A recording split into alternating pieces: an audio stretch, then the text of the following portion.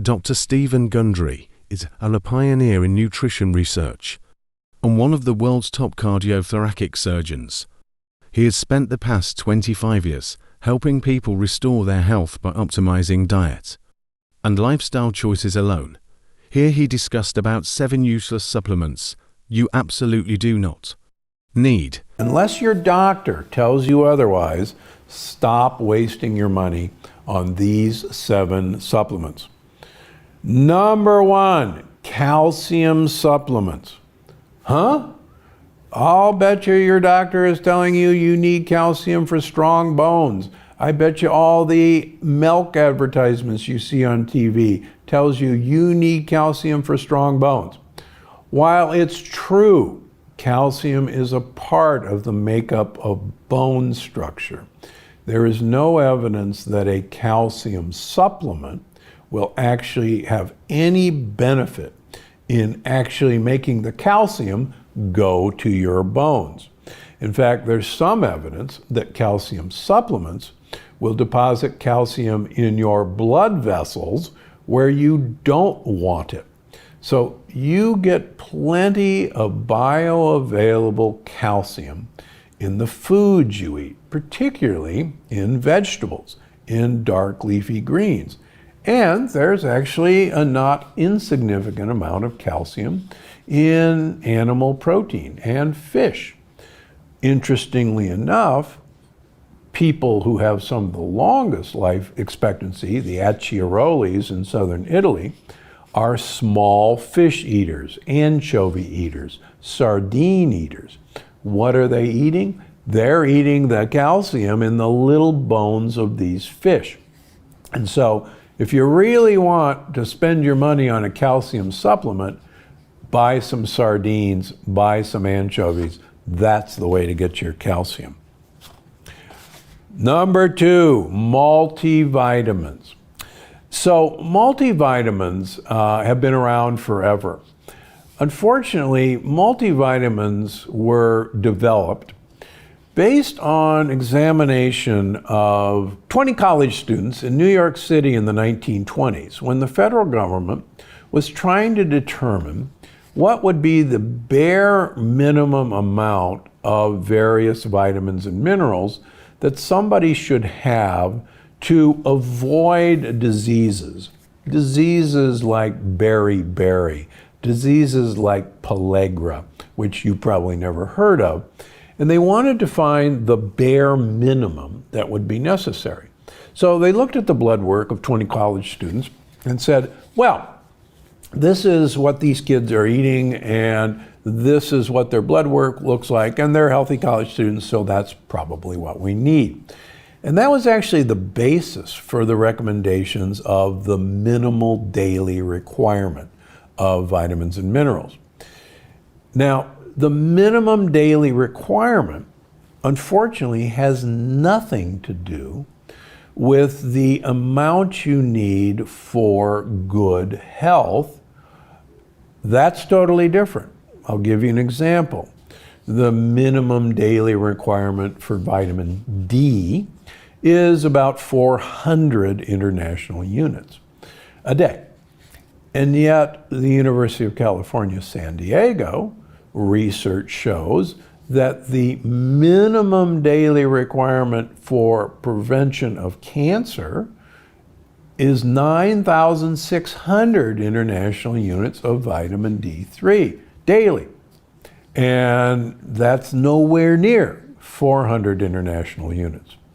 Recently, there's been a very good paper showing the higher your vitamin D level is in your brain, the better your neurons work. Exactly the opposite of what a minimum daily requirement of vitamin D would say. 80% of Americans are deficient in vitamin D. Regular vitamin C tablets. Now, vitamin C is essential. Let's make no mistake about it. We, unfortunately, like most other animals, do not manufacture our own vitamin C. So we have to acquire vitamin C from our diet. How do we do that?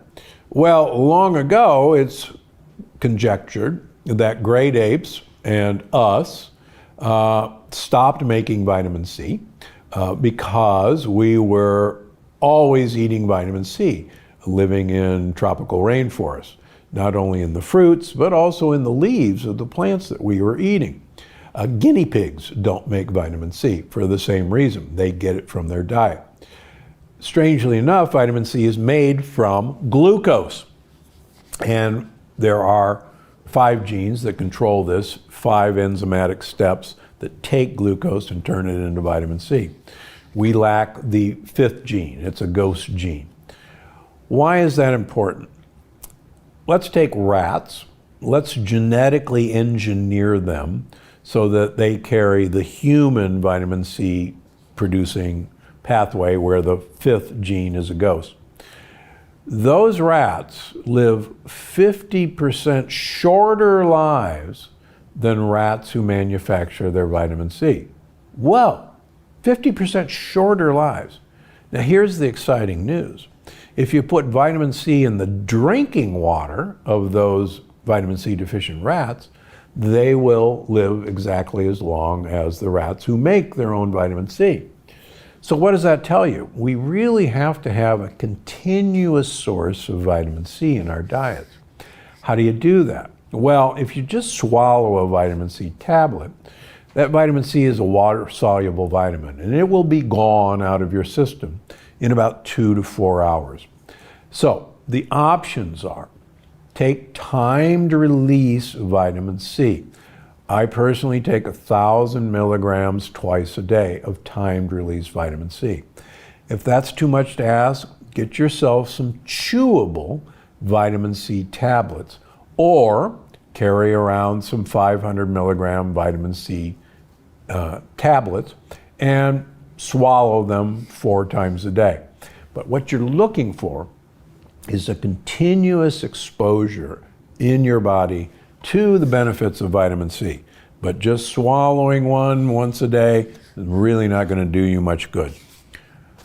Number 4, ketone drinks. Okay, ketone drinks are a hot item. You want to be able to swallow your ketones. Here's the problem. Ketone drinks, quite frankly, taste terrible. And they're really expensive. And there's so much easier, cheaper ways to make ketones. And that is MCT oil.